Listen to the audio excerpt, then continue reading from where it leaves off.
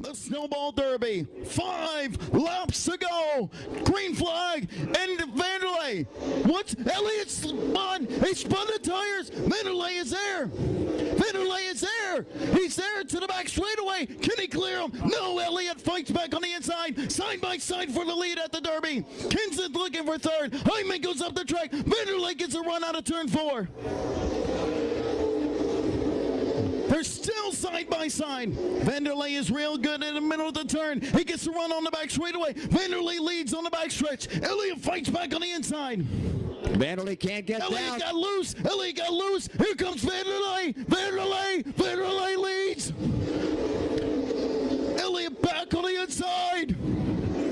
Back on the inside. Here comes Chase Elliott. They're still side by side. 2 to go. 2 to go at the Derby. Yeah. Are you kidding me? Are you kidding me? Chase Elliott trying to hang on. He holds it tight right there. Look at that. Side by side. Side by side. They'll get the white flag. Here comes the final lap at the Derby. They're still side by side. Who's going to win? Who's going to win? Chase Elliott. Vanderlei gets the run out of 2. They're still side by side. Still. Here comes Elliott. He got him. He got him. Chase Elliott wins the Snowball Derby. One of the great finishes of all time. Holy cow. Chase Elliott out of Dawsonville, Georgia wins the Snowball Derby. Chase Elliott does it. Among the final outdoor races of the year, the 20th annual All-Pro Snowball Derby in Pensacola, Florida. Butch Miller's Chevrolet was to pace the field. In addition to All-Pro regulars, Winston Cup stars like Lake Speed, Bobby and Davey Allison were also in the starting lineup. Bobby started in the last row because of a crash during a qualifying race on Saturday night. This, one of several minor incidents that dropped him to a 15th place finish. Leaders included Steve Grissom. He'll be the factory V6 Ford driver in Grand National next year. Hut Strickland, another late-season Winston Cup driver, dropped out after 65 laps. And Mickey Gibbs' Buick expired less than halfway through the 250-lap race. 12 caution periods for 67 laps slowed the race and caused it to end in nearly total darkness. Butch led 144 circuits, including the last 19, to register his first snowball victory and the 3rd of the year in All-Pro. You know, Larry, Red Farmer, who's participated in all 20 snowball derbies, was second, and Jody Ridley won the season championship. And meanwhile... What a day for Donnie Wilson Motorsports. The leader coming to the white flag. The final lap, presented by Pepper Jack Kennels. To turn 2, Chandler Smith, the young driver from Georgia. That's team owner Donnie Wilson. In the lower right, car owner Donnie Wilson to the checkered flag, the 54th running of the Snowball Derby by Hooters. Chandler Smith victorious. Elation on pit road for Smith and this team, a well-deserved win. After it's a green-white checkered. Joe head along, brings them to the line. Green flag. She got a good start, it looks like.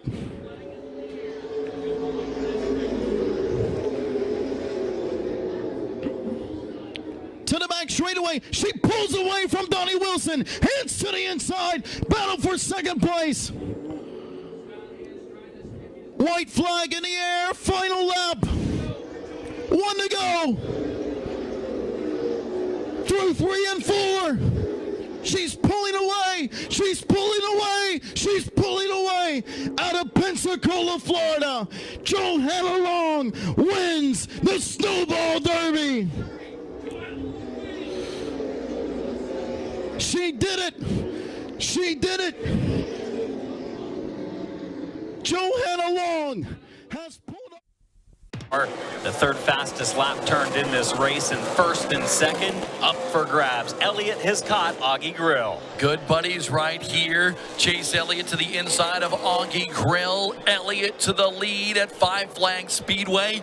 Elliott used to run Grand American race cars. That's Augie and Frankie Grill's company, and the 112 fades back to second. Chase Elliott, let's see if he continues to try to see how fast this race car is or whether he paces himself for the second half of this race. He gives him room, does Majeski, for second place. Majeski about to lose something. We've never seen him so far today outside the top two. Stephen Nasse all over the wheel. We see him in the camera to your right, now watching the crew root on their driver, wanting to chase him down with 8 to go.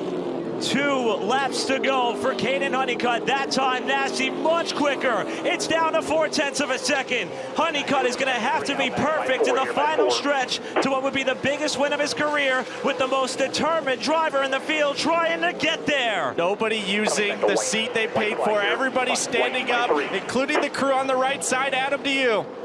Honeycutt with a 2-car length lead. Nasse closes. Will he have enough room to make the contact down in turn 3 to try to move him over? Makes a hard run into the corner, comes up short off of turn 4. Career victory for Caden Honeycutt. The Snowball Derby is his. Okay. Race itself a good one, from the launch of the balloons to the fall of the checkered flag. Well after dark, local hero here, Rick Crawford, puts his black 14 out front, dominated early. Run before the largest crowd in the 21-year history of the Snowball Derby. The race saw Crawford so strong that he actually had time to spin the car, end up facing the wrong way, get back into the action without losing the lead. But the end-for-end honors went to series regular. This is Eddie Hanks, whose turn 4 twister brought the crowd to its feet. Eddie responded to all the attention by getting involved in this 3-way thriller on the other side of the track, but kept on trucking both times. Now, we in television are sometimes criticized for showing all the wrecks. That's the 3-time All-American Challenge champ, Dave Mader. He's exceeding the limits of traction here. In fact, it is worse than that. Our cameras actually cause wrecks. Now, watch this. 41 cars on the half mile. Mr. Camera singles out Reg Hellett for no reason whatsoever and says, watch me spin this guy out. And sure enough, down in turn 1, Reg goes around, and poor Dale Hirschfield has to take the Pine Tree exit ramp in order to miss him. Now watch as Eddie Mercer tried to sandwich through the traffic. He gave Tim Nooner a little nudge in the left rear. That was nothing compared to the big nudge in the right side door that Tim had sustained a little earlier. A lap later, Mercer gets by cleanly. He's a Pensacola boy, hometowner. He and Crawford are both past late model division champs at Five Flags. We watch now as Mike Alexander leads number 52, Butch Miller. They both led the race, Alexander before his crash and Miller before blowing an engine. And if you've ever been to the Snowball, you recognize this. The ageless Red Farmer has raced all 21 Snowball Derbies. He's had the pole, led the race, finished everywhere from second on back, but he's never won it. Kept his record intact on Sunday. He ran 7th. Unfortunately, it was getting dark by the time the eventual winner emerged from that fray.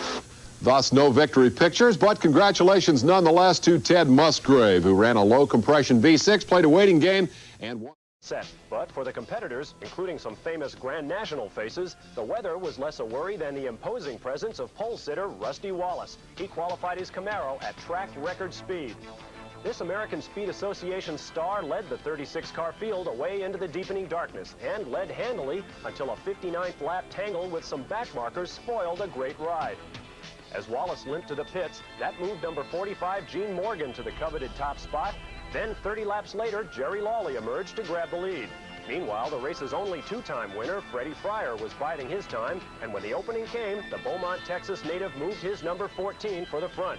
The defending champ looked like he'd also be the Derby's first back-to-back winner until the persistent Morgan moved back into contention, and the dash was on. Those two put on a spectacular show. They ran together all the way to the finish. The margin at the flag was 2 car lengths. Morgan the winner, despite a little mid-race tar trouble. No, I had a little tar trouble. Something happened. Tiger growed out or something. It just wouldn't work good. So we just put new tires on. It worked good again.